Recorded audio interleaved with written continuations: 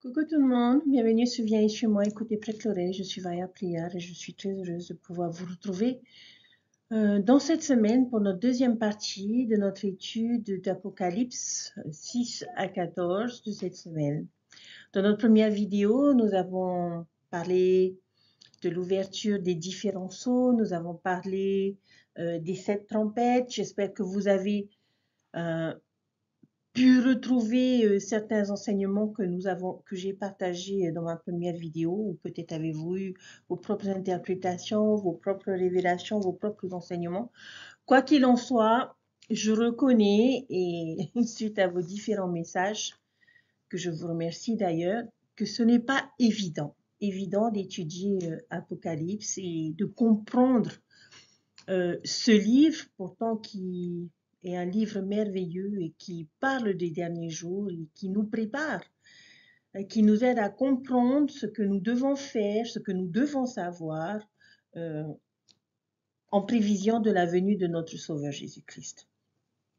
Alors, dans notre vidéo d'aujourd'hui, nous allons continuer notre étude de la semaine et aujourd'hui, je vais particulièrement me consacrer au chapitre 11 et 12 du livre d'Apocalypse.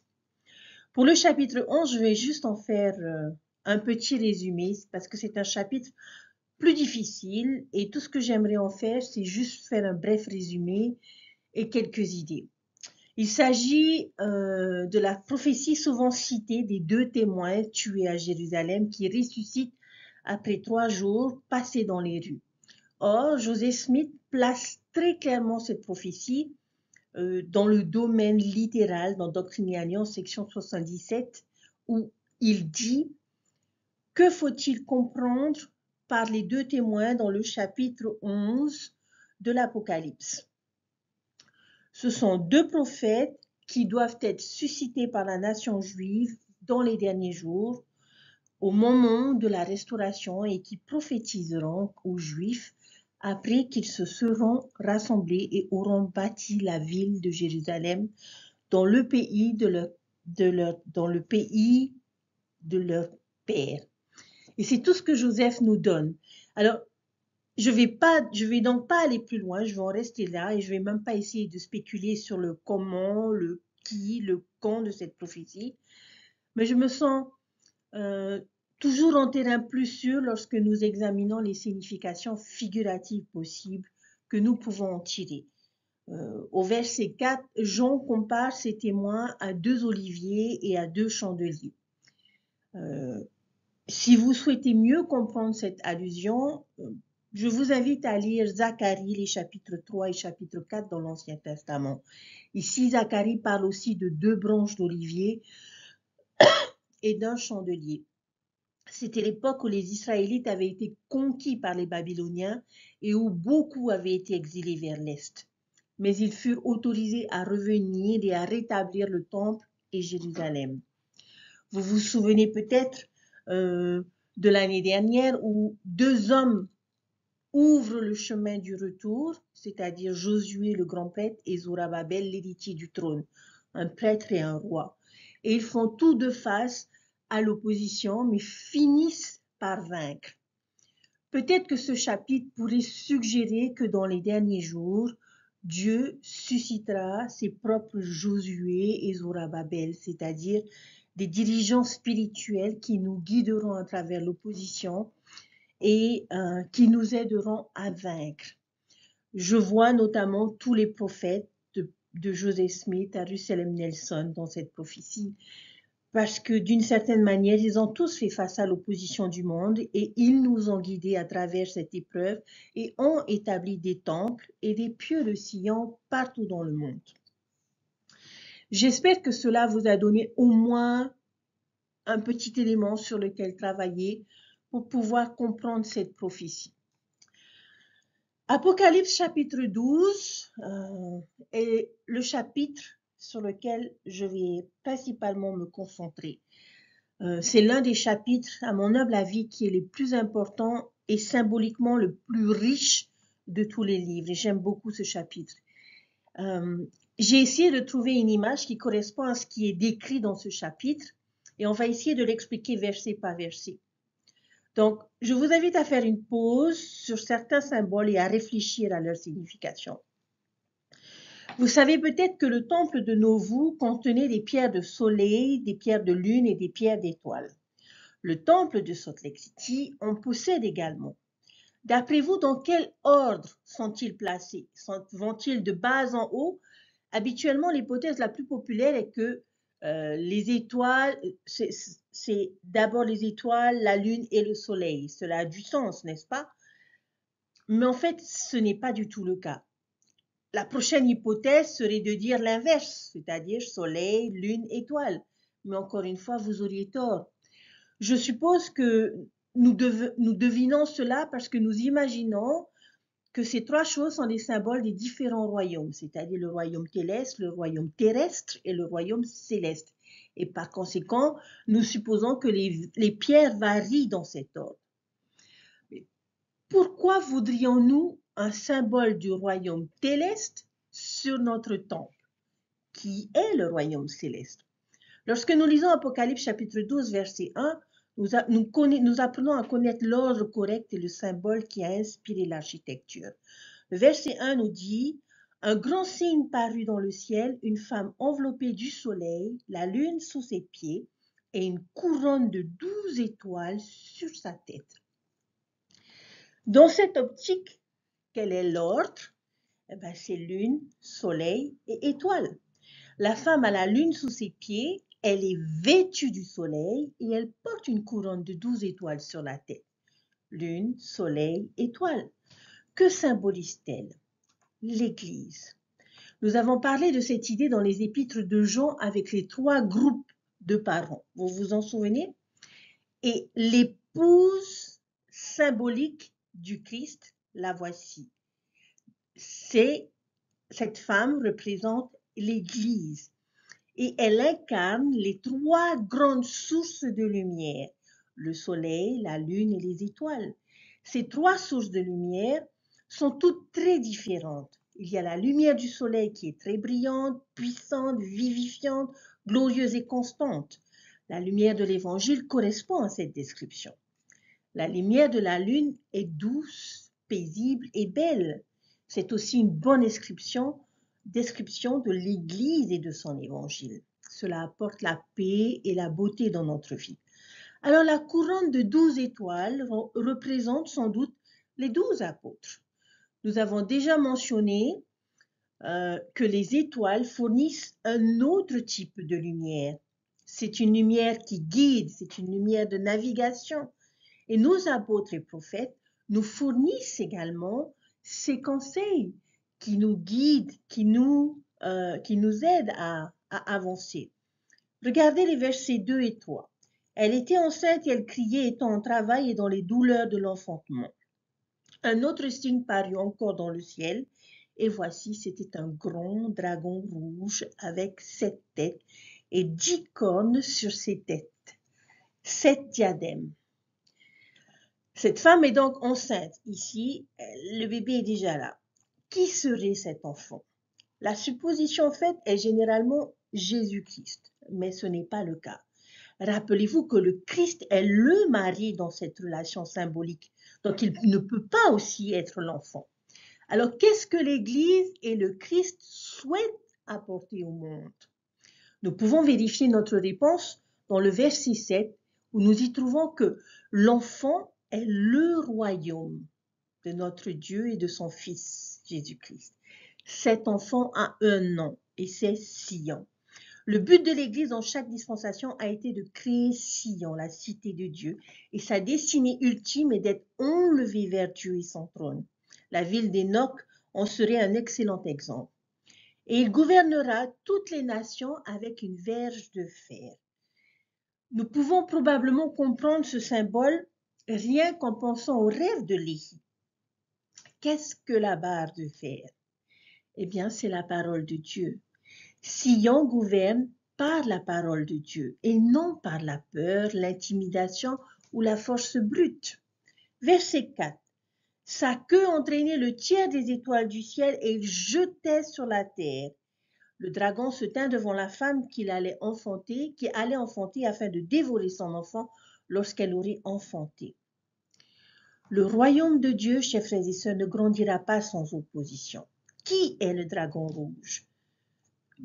Regardons au verset 8. Que nous dit-il? Qu'il s'agit de Satan. Pourquoi Satan et son royaume sont-ils représentés par un dragon à 7 têtes? Juste une idée. Le mal a plusieurs visages, mais ils ont tous le même cœur. Il pourrait représenter différents types de péchés qui nous attaquent depuis différentes directions. Chers frères et sœurs, si Satan ne peut pas nous attraper avec le péché de l'adultère, peut-être qu'il peut réussir avec la colère. S'il ne peut pas nous faire commettre le péché de la pornographie, peut-être qu'il pourra réussir avec notre orgueil. S'il ne peut pas nous attraper avec le péché de l'avidité, peut-être qu'il peut réussir avec les commérages. Satan a de nombreuses armes dans son arsenal. La pire stratégie face à un ennemi comme celui-ci serait de concentrer toute notre attention sur une seule de ses têtes. Nous devons plutôt être prêts à les affronter tous en même temps et être toujours sur nos gardes. De plus, à l'époque de Jean, de nombreuses nations s'étaient opposées à Israël et l'avaient conquis à leur tour. Chacun était un ennemi unique, mais c'étaient tous le même cœur. Les Assyriens, les Babyloniens, les Grecs et les Romains ont essayé chacun à leur tour de dévorer l'enfant. De nos jours, la dictature, le nazisme, le communisme, le terrorisme sont tous des visages très différents du mal, mais ils sont tous inspirés par la même source. Dans un chapitre ultérieur, dans le chapitre 13, l'une des têtes du mal est blessée, mais elle est guérie et continue de se battre. Et cela nous rappelle l'hydre de la mythologie grecque, où lorsque vous coupez une des têtes, il y en a deux autres qui repoussent. Oui, la tête sifflante du nazisme a été coupée, mais qu'est-ce qui a repoussé à sa place?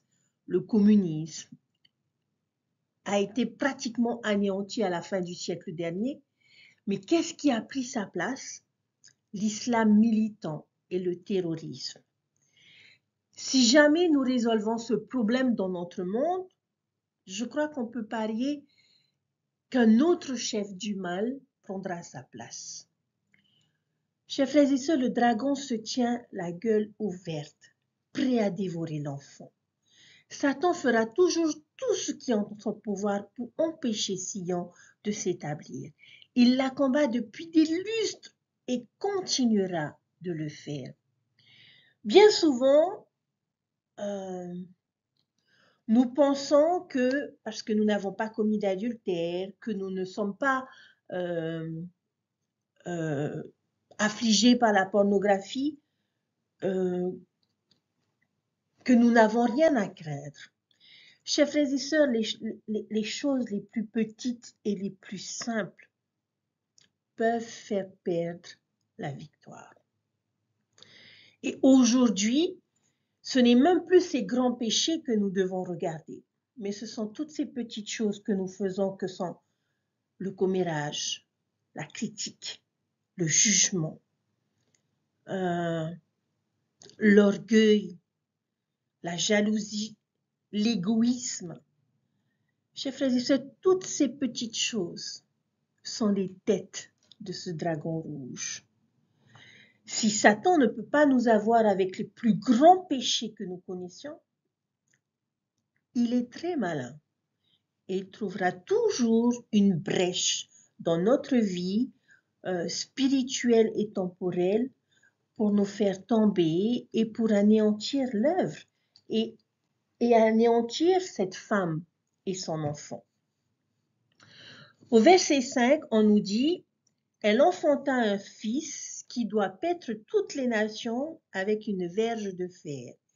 Et son enfant fut enlevé vers Dieu et vers son trône. » Je vais inclure le verset 14 qui est une répétition un peu de la même idée de ce verset 5 qui dit « Et les deux aigles du grand aigle furent donnés à la femme afin qu'elle s'enlevât au désert vers son lieu où elle nourrit un temps, des temps et la moitié d'un temps loin de la face du serpent. » Que serait le désert?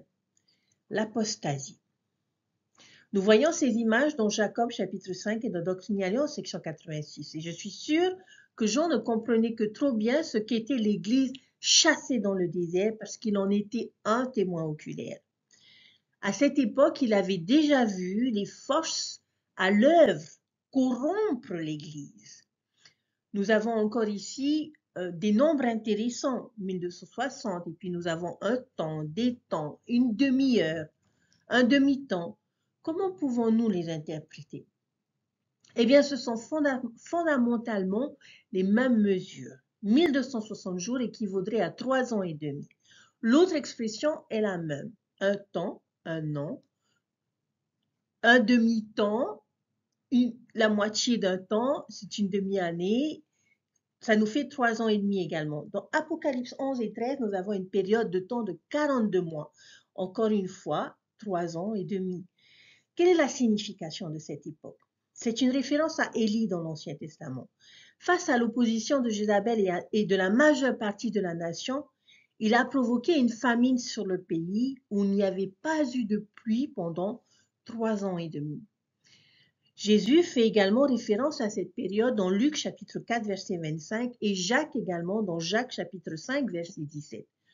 3 ans et demi symbolisent tout simplement une période de persécution, de discorde, une période de famine spirituelle. Ainsi donc, l'apostasie. Maintenant, Joseph Smith change les 1260 jours en années, mais je ne pense pas que cela change vraiment beaucoup le sens. Peut-être que cela ne fait qu'augmenter le fait qu'il ne s'agissait pas d'une apostasie ordinaire, mais d'une apostasie grande, je dirais de grande envergure. Encore une pensée que l'on trouve dans le verset 14. Il est dit que la femme se nourrissait dans le désert pendant cette période. Et je trouve cela intéressant, parce qu'elle ne meurt pas dans le désert, elle s'y nourrit. L'Église chrétienne primitive a effectivement sombré dans l'apostasie. Cependant, toutes les précieuses vérités de l'Évangile n'ont pas été détruites. Les écrits de l'Église primitive, bien que modifiés, maintenaient toujours les enseignements fondamentaux du Christ, comme l'ordonnance du baptême, bien que modifiée, existait toujours. Le sacrement, la résurrection et l'importance de la foi ont survécu durant cette période. C'est pourquoi je suis d'une certaine manière reconnaissante envers l'Église catholique et orthodoxe, ainsi qu'envers les réformateurs qui n'ont pas permis à cette femme de mourir. Je pense que c'est pour cela qu'il nous est possible de ressentir l'esprit dans certaines cathédrales et de regarder l'art religieux de cette époque qui représente des scènes de la vie du Sauveur. Ils avaient un évangile corrompu et de nombreux malentendus, mais beaucoup d'entre eux ont aimé Jésus et ont maintenu une compréhension de ces vérités. Dans le Nouveau Monde, la femme est morte. Il ne restait plus rien de l'Église en Amérique lorsque le monde occidental l'a découvert. Mais dans le Vieux Monde, elle a survécu. Elle a survécu suffisamment pour permettre à un jeune homme américain de 14 ans de lire Jacques chapitre 1 verset 5 et d'être inspiré à prier pour une véritable Église. D'une certaine manière, je pense que nous avons besoin d'éprouver de la gratitude envers ces moines, ces prêtres et ces disciples chrétiens tout au long de la grande apostasie pour avoir en quelque sorte gardé la femme en vie pendant son séjour dans le désert. Nous devrions alors voir les versets 6 à 13 comme une section, je dirais, entre parenthèses. Alors que Jean réfléchit à l'opposition de Satan à l'Église dans les derniers jours, ses pensées sont appelées à se concentrer sur une autre époque où Satan s'est opposé à Dieu et à son peuple, c'est-à-dire l'existence prémortelle. En tant que membre de l'Église de Jésus-Christ des Saints des derniers jours, ces versets sont pour nous d'une grande importance doctrinale. Que s'est-il passé dans ce royaume prémortel? Je vous invite à lire la suite du chapitre en gardant cette question dans votre tête. Qu'apprenons-nous sur le dragon ou sur Satan? Je ne vais pas lire l'intégralité de ces versets, de cette section, mais j'aimerais quand même souligner quelques idées que nous pouvons y trouver. La première chose que nous apprenons sur Satan, c'est qu'il s'est rebellé et qu'il a fait la guerre à Dieu. Nous savons que cela ne signifie pas une véritable guerre. Je veux dire, quel sens a un conflit physique quand nous n'étions que des esprits? Il s'agissait d'une guerre de mots et de volonté. Quel était le conflit? Souhaitez-vous suivre le plan du Père ou vous rebeller avec Lucifer? Nous apprenons que Lucifer n'a pas prévalu et qu'il a été chassé avec tous ceux qui l'ont suivi. Où ont-ils été chassés? Vers la terre, ici. Et que font-ils? Eh bien, ils continuent de faire la guerre aux fils et aux filles de Dieu. Ils constituent une source majeure de tentation et d'opposition. Nous apprenons qu'il est un trompeur. Au verset 10, nous trouvons l'un des titres les plus fascinants pour Satan. Satan est l'accusateur de nos frères. Quel titre intéressant, vous ne trouvez pas? Pourquoi serait-il appelé l'accusateur? Je n'ai pas vraiment de réponse à cette question, mais quelque chose que Satan a fait ou dit dans le monde prémortel lui a valu ce titre. Quelle était son accusation? Je ne sais pas. Est-ce que c'était une accusation contre ceux qui ont choisi de mettre leur foi en Dieu, en Christ et en son plan? Probablement selon laquelle nous ne serions pas capables de respecter les commandements du Seigneur? Une accusation peut-être selon laquelle le Christ ne serait pas capable de remplir son rôle de sauveur? Ou peut-être une accusation selon laquelle le plan de Dieu n'était pas juste? Quoi qu'il en soit, il est à jamais connu comme le grand accusateur. Et il continue d'être un accusateur. Il est toujours prêt à crier nos fautes et notre indignité pour tenter de nous décourager. Il est prêt à nous faire condamner pour les choses même que lui-même nous a incités à faire. Au verset 12, nous apprenons qu'il est en colère. 3 Néphie, chapitre 11, verset 29, nous dit qu'il est le père des querelles. Il sait qu'il lui reste peu de temps. Et en termes d'éternité, l'existence de ce monde est courte. Il sait qu'il ne peut pas gagner la guerre à la fin.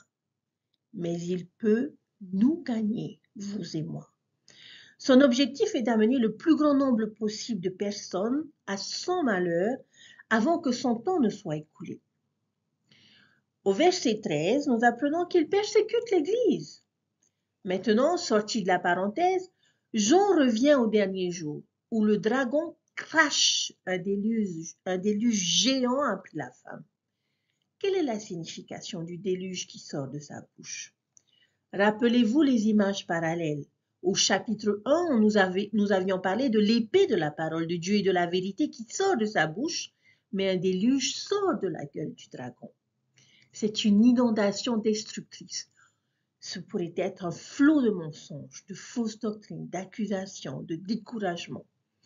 Toute la communication corrompue qui émane de l'adversaire.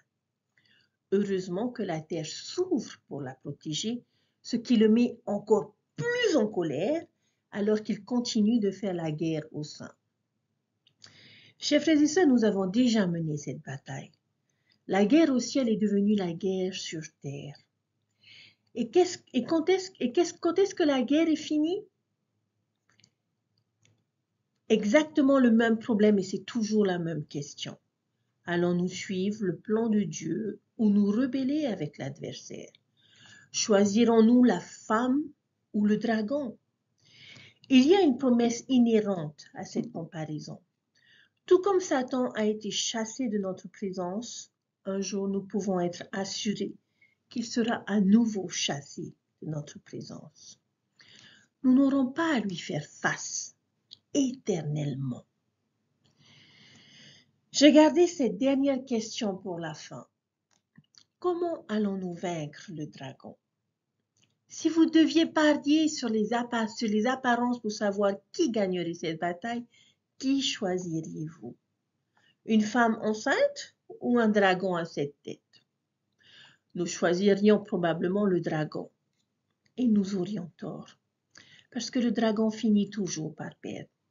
Et peut-être qu'il y a un message ici, chers frères et sœurs. Oui, il semble souvent que Satan ait le dessus. Il semble contrôler notre monde. Il est intimidant, puissant. Mais je vous témoigne qu'il perdra. La femme et l'enfant finiront par le chasser. Mais nous, est-ce qu'il pourrait nous vaincre? Comment pouvons-nous le vaincre? Eh bien, c'est de la même manière que nous l'avons vaincu dans l'existence prémortelle. Et la réponse se trouve dans les versets 11 et 17. Nous avons chacun reçu 3 armes très puissantes. Essayons de les trouver dans ces versets. Verset 11, ils l'ont vaincu à cause du sang de l'agneau et à cause de la parole et de leur témoignage, et ils n'ont pas aimé leur vie jusqu'à craindre la mort. Verset 17, et le dragon fut irrité contre la femme, et il s'en alla faire la guerre au reste de sa postérité, à ceux qui gardent les commandements de Dieu et qui ont le témoignage de Jésus. Quelles sont ces armes que nous avons, chers frères et sœurs? Le sang de l'agneau, la parole de notre témoignage. Au verset 17, notre obéissance. Et puis les témoignages se répètent. C'est ainsi que nous gagnerons cette bataille. Notre confiance dans la puissance du sang de l'agneau pour nous purifier de nos péchés. Nous n'avons pas besoin d'avoir peur des accusations d'indignité de la part de l'adversaire, parce que nous sommes lavés par le sang du Christ. Notre témoignage et notre foi nous aideront à vaincre, et notre obéissance au commandement de Dieu nous protégera. Nous avons déjà gagné une fois, et si nous combattons avec les mêmes tactiques, les mêmes armes gagnantes, nous obtiendrons le même résultat, chers frères et sœurs. En maniant les armes du témoignage, de l'expiation et de l'obéissance, nous pouvons vaincre le dragon rouge de l'adversaire. Alors maintenant, chers frères et sœurs, je nous invite à prendre un moment d'introspection et à nous demander comment vais-je réussir dans cette bataille? Est-ce que je me bats vaillamment pour l'agneau? Est-ce que je cherche à faire naître l'enfant de Sion au monde? Comment est-ce que ces âmes m'ont-elles aidé à résister au pouvoir du dragon? L'expiation, notre témoignage et notre obéissance.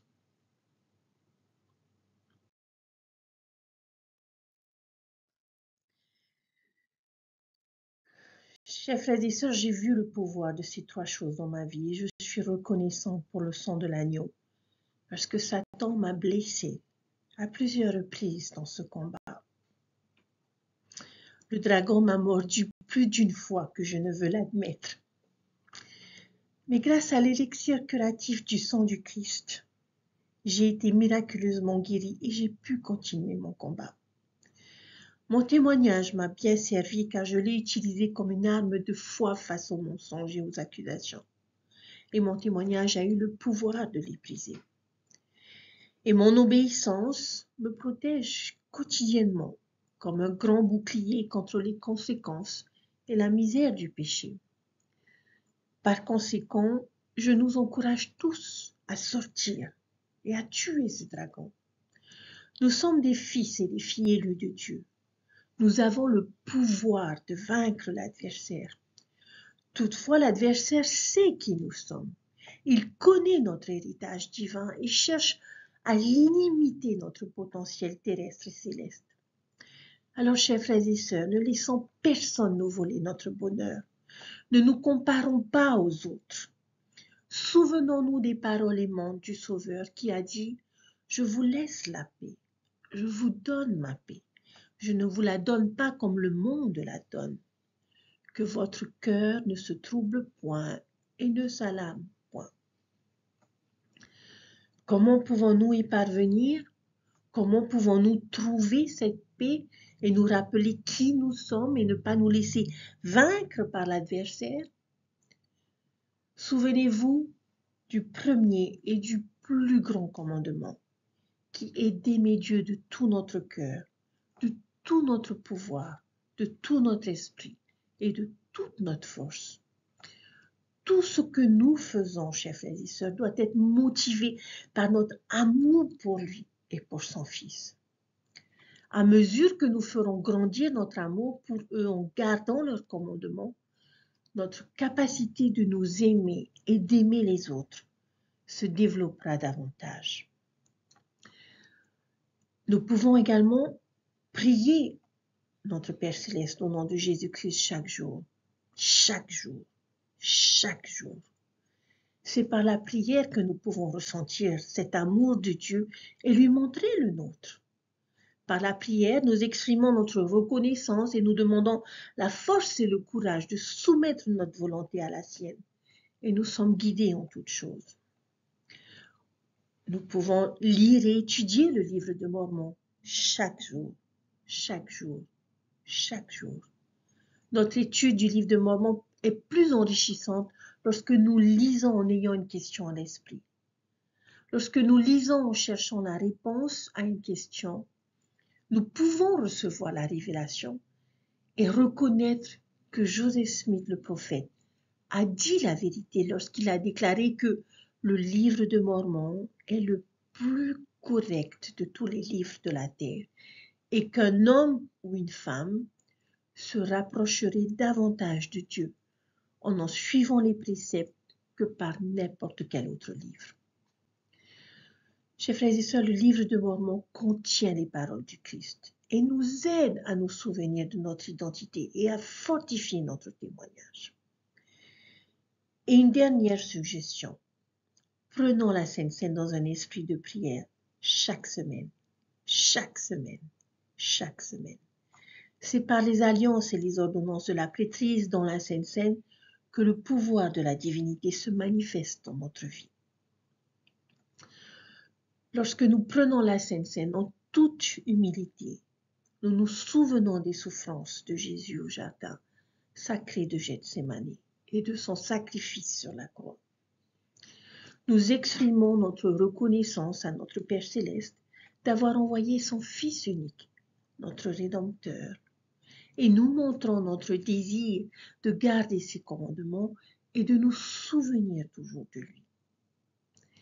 La Sainte Seine apporte une illumination spirituelle. Cette illumination est personnelle, puissante et nécessaire pour vaincre le dragon. Chers frères et sœurs, je nous promets que lorsque nous nous efforcerons d'aimer Dieu de tout notre cœur, de prier au nom de Jésus-Christ, d'étudier le livre de Mormon, de prendre la Sainte Seine dans un esprit de prière, nous aurons la capacité, avec l'aide du Seigneur, de vaincre les pratiques trompeuses de l'adversaire. Nous aurons la capacité de limiter les distractions qui nous détournent de notre potentiel divin et de résister au découragement qui réduit notre capacité de ressentir l'amour de notre Père Céleste et de son Fils. Je vous témoigne, chers frères et sœurs, que bien que ce dragon puisse être effrayant et intimidant, nous avons la capacité de le vaincre et il sera vaincu. Nous ne devons pas en douter. La seule chose que nous devons nous demander, chers frères et sœurs, est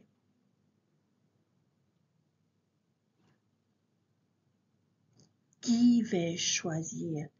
Qui choisissons-nous aujourd'hui? Et que faisons-nous ou ne faisons-nous pas pour vaincre ce dragon et pour vaincre l'adversaire? Chers frères et sœurs, j'aimerais vous témoigner que Dieu vit et qu'il nous aime, qu'il se soucie de nous et qu'il est conscient de cette bataille qui fait rage sur terre. Et qu'il est triste lorsqu'il nous voit blessés, lorsqu'il nous voit à terre, parce que nous n'avons pas utiliser ou su utiliser les armes qu'il a mis à notre disposition, ou que nous n'avons pas voulu tout simplement les utiliser parce que nous n'avons pas pris ou ne prenons pas toujours conscience du pouvoir de ces armes que nous avons dans notre vie. Chers frères et sœurs, une tête peut être coupée, mais 2 autres repousseront. Et ça sera le cas jusqu'à la fin. Alors ne baissons pas notre garde. Continuons à veiller sur ces âmes que le Seigneur a mis à notre disposition pour vaincre l'adversaire. À continuer à suivre ces 12 étoiles que le Seigneur a placées au-dessus de nous pour nous faire part des attaques imminentes et des stratégies, et à suivre leurs conseils et à nous laisser guider par nos prophètes et apôtres. Dieu vit, Dieu nous aime, Jésus-Christ est notre Sauveur et je lui suis reconnaissante pour son sacrifice expiatoire. Parce que grâce à ce sacrifice expiatoire, nous pouvons être sauvés et nous pouvons vaincre et réussir un jour à retourner vivre en la présence de Dieu.